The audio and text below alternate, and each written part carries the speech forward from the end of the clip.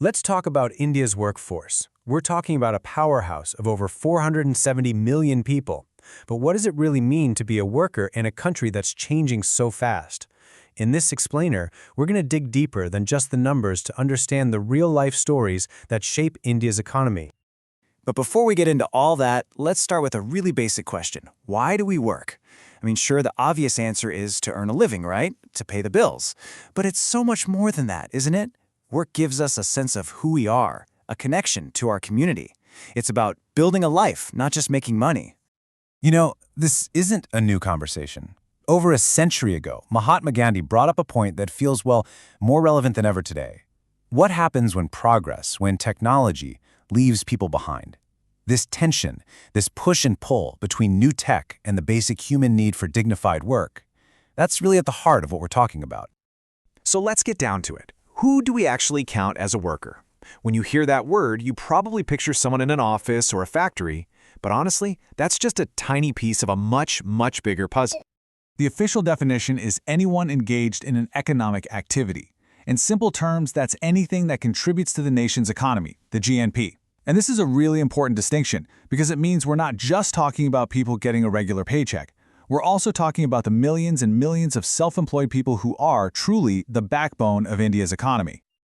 Okay, let's zoom out for a second and just try to wrap our heads around the sheer scale of India's workforce. The numbers here are, well, they're pretty staggering. 471 million. Just let that number sink in.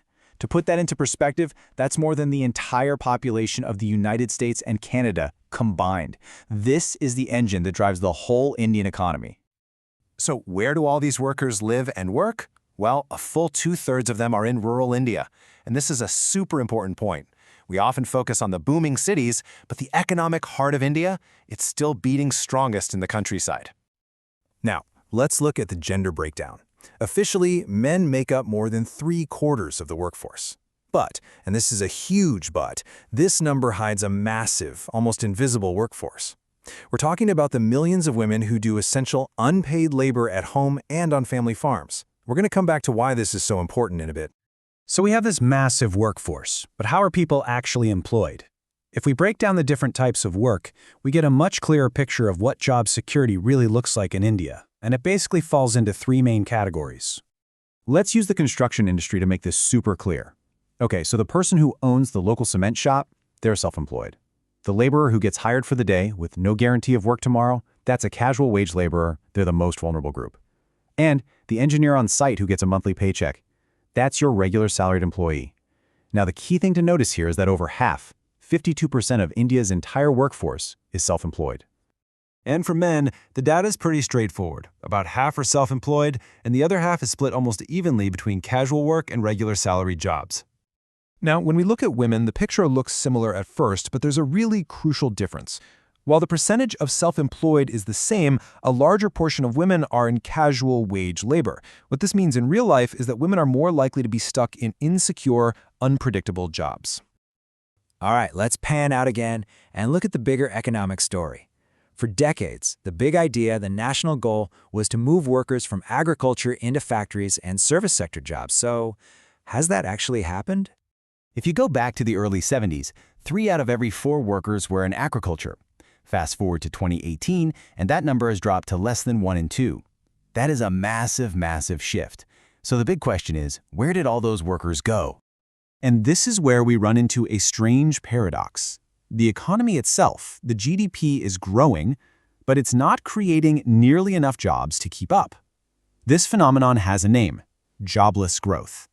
The country is getting wealthier, but not enough people are actually getting a piece of the pie. This brings us to probably the single most important concept for understanding work in India today, and that is the Great Divide, the massive gap between the formal and the informal sectors of the economy.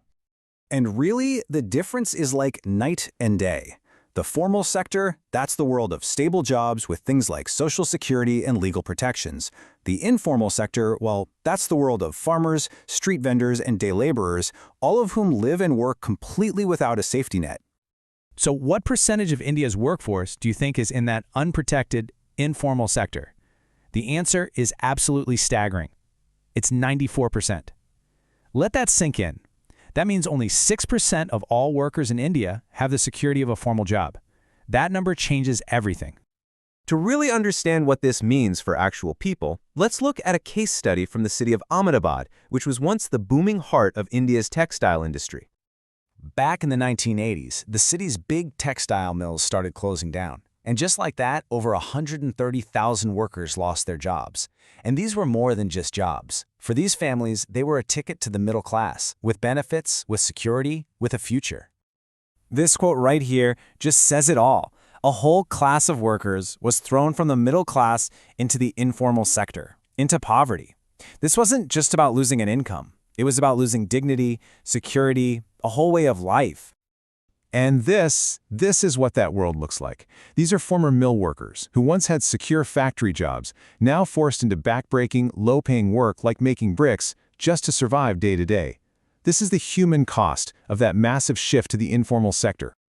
So, after looking at all of this, what does the future of work in India actually look like? Well, that brings us to our final and maybe our most important question.